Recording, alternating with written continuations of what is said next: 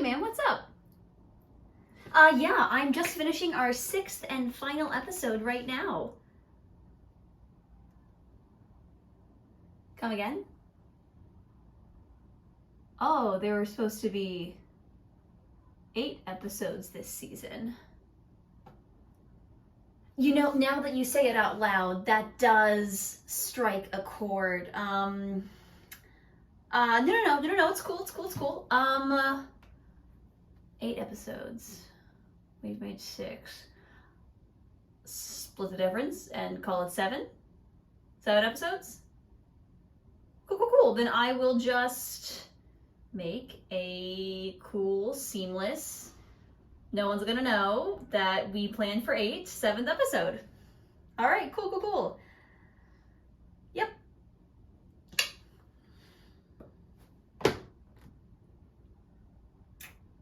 Sorry guys, this one's on me. Hi. And I'm And we're two kids on a couch. The next play we're going to be talking about is Ohio State Murders. This show ran last fall on Broadway starring Audra McDonald, who, rumor has it, is out for her 7th Tony Award. The show, notably, is written by Suzanne Alexander, who is the oldest ever playwright to make her Broadway debut. The show is about the author and her experience in college in 1949 to 1950 through tales of violence, misogyny, and racism. Audra McDonald tells this story beautifully, but unfortunately, ticket sales weren't really great, and despite many of us loving Audra McDonald and many of us loving true crime, the show didn't do so well. Struggled to sell ticket sales, and despite being a limited run, still had to close early. Yikes. The show didn't do great, but it did get 1 nomination this year for Best Performance by an Actress in a Leading Role in a Play, and that goes to our Lord and Savior Audra McDonald, who, I guess, sure, may be out for her 7th Tony Award. I don't know if she really has much of a chance this year. Best Performance by an Actress in a Leading Role category has a lot of really strong players, and I'd rather see it go to Jodie Comer or Jessica Chastain. Sorry, Audra. Pictures from Home is a new play by Shar White based off the photo book by Larry Sultan, in which he explores his parents and who they are as people.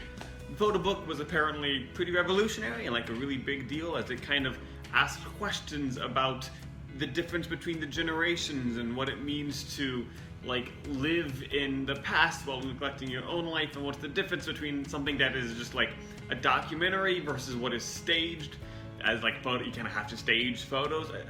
Apparently it was very good. The play tries to ask those same questions, but maybe not quite as well. I don't know. I kind of got mixed reviews from this. Everyone agrees that the cast is great. You got Nathan Lane, always funny. Danny Burstein, always good. Zoe Wanamaker, who doesn't have as much to do in the show, and like every review says she should have done more because she was great. Everyone loves the acting. If it was gonna get nominated for anything, that would have been it. It wasn't nominated for anything. The issue people have with the play tends to be they have these like comedic powerhouses who are known for being able to hit the dramatic stuff as well, but tonally the show didn't work. They were cracking jokes while trying to make you invested in this big emotional arc about families connecting, and most people said they enjoyed their time there, but when you step back and look at the play, you see that it doesn't really accomplish anything. Therefore, it's perhaps no surprise that it didn't earn any nominations this Tony season. As I said, people liked the cast's performances, they all did a good job, but if you only have so much to work with, you're only going to do so well. The set was kind of interesting. It was mostly just based off of the pictures, so nothing super design heavy there. Did some cool projection work with the original photos. Some people really liked that, but again, not super creative. All in all, it's a fine show, but nothing really extraordinary, and it would seem nothing worth rewarding at the Tonys. Another play that is on the ballot this year, but only just, is Arthur Miller's Death of a Salesman. This show opened last summer and is the American classic we all know and love about Willy Loman, a salesman who's not doing so great. This show is notable for being the first time this play has been performed on Broadway with an all-black cast, and they really had some, like, heavy hitters in there. The cast included people such as Andre DeShields, Sharon D. Clarke, Wendell Pierce, like, big names telling a big story. Unfortunately, Death of a Salesman is kind of a bummer. It's a long show. Despite it being like a cornerstone of American theater, It is a hard show to make engaging, and it sounds like this show kind of missed the mark. Arthur Miller's Death of a Salesman got 2 Tony nominations this season for Best Lighting Design of a Play for Jen Shriver, and Best Performance by an Actor in a Leading Role in a Play for Wendell Pierce. I'm sure both of these awards were deserved. Willy Loman is a bucket list character for so many actors, and I'm sure that Wendell Pierce did a phenomenal job with it. But there are a lot of talented actors in this category who were fortunate enough to be in a more successful context than Wendell was. So for that reason, I do not think Wendell will be taking home a Tony Award this Sunday.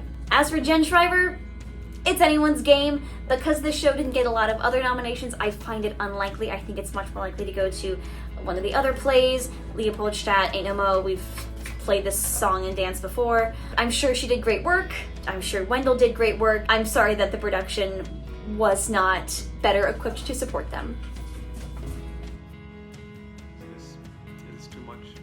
It's too much, isn't it? Walking with Ghosts is the one-man show written and starring Gabriel Byrne, Irish actor who's known for his film, television, and a little bit of Broadway work. Much like Old Man in the Pool, it is a little bit stand-up comedy, but mostly memoir. It's based off Byrne's book of the same name, which he wrote last year, and has now performed in Dublin and Edinburgh and London before bringing it here to New York. I can't say that I have a lot to say about this show.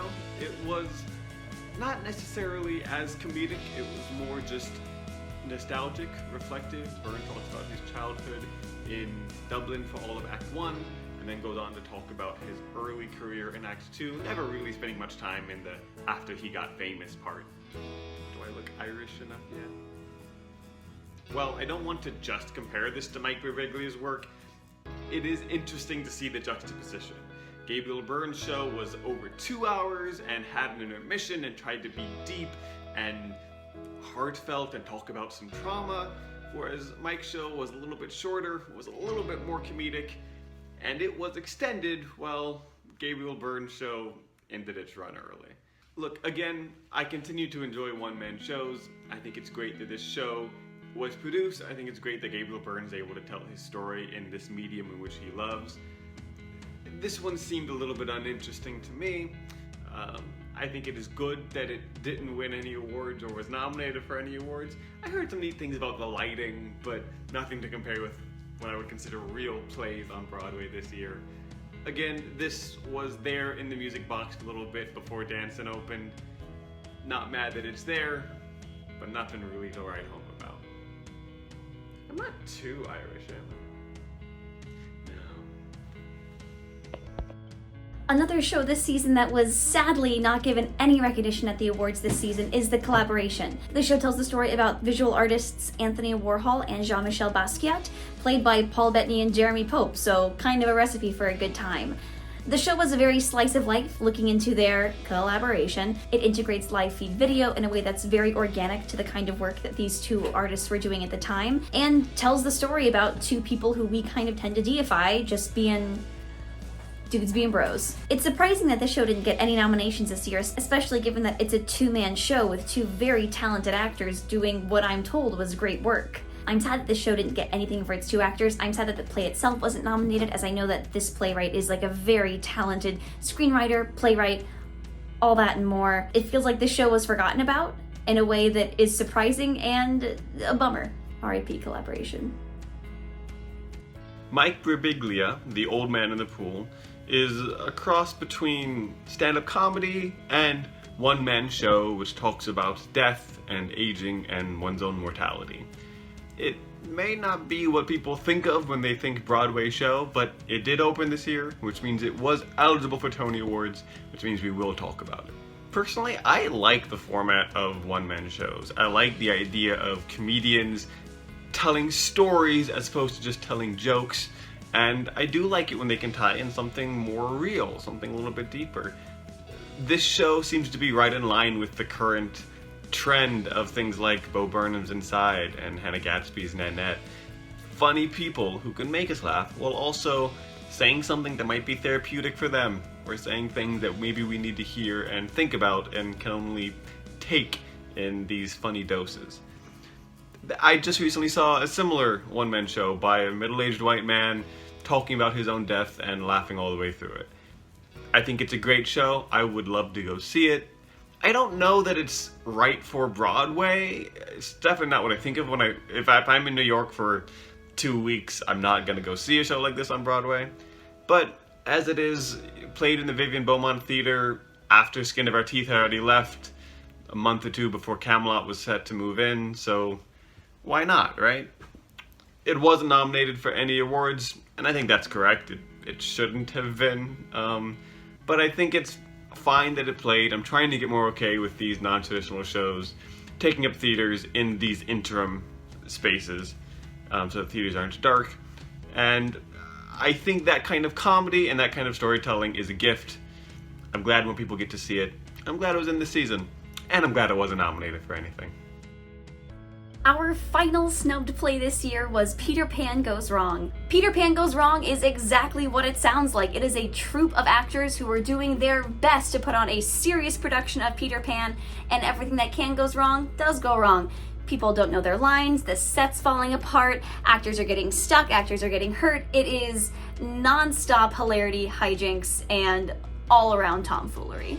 This is a show from the Mischief Theater Company, who brought us such gems as The Play That Goes Wrong, Comedy About a Bank Robbery, and many, many more. The show originally opened in London in 2015, so I'm not totally sure why it chose now to come to Broadway, but I'm thrilled that it did. The show is a bizarre and wacky good time, and it did not get a single nomination this year. But it has taken home some nominations and even a few wins from some of the other tiered theater awards this season, which I think is pretty good. Do I wish that it would have gotten a nomination for the set, for the direction, for the actors? Yes, absolutely, but I'm not too surprised that it didn't, and I don't know that it was a show really built to cater to award seasons in general. I think that's fine.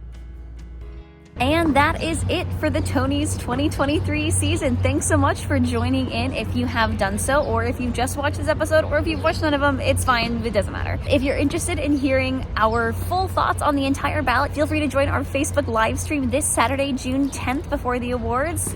Probably, I don't know, like 2 p.m. We'll let you know. We'll be going through the entire ballot, nomination by nomination, and we'll tell you what our final, all-around, comprehensive thoughts are on the Tonys this year.